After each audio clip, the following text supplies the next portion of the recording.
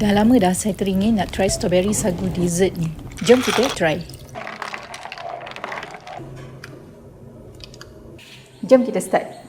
Mula-mula didihkan air dan rebus sagu selama 10 minit. Kacau sentiasa untuk elakkan sagu melekat. Bila dah separa transparent macam ni, boleh tutup api dan biarkan sagu dalam periuk ni selama 10 minit lagi. Okey, sekarang boleh kisar strawberry dan sedikit air untuk jadi puree.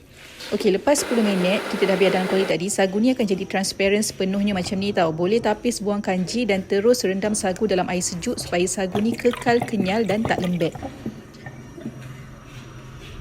Bila nak makan, boleh tapis buang air rendam sagu tadi, letak buah strawberry, buah lychee, puree strawberry, ais batu dan susu segar. Mudah je kan nak buat. Nampak pun sangat refreshing tau strawberry sagu ni. Tuang je dalam gelas ataupun dalam mangkuk. Dan untuk bagi manis, saya letak 1 stick equal stevia ni. Ataupun korang boleh letak susu pekat manis.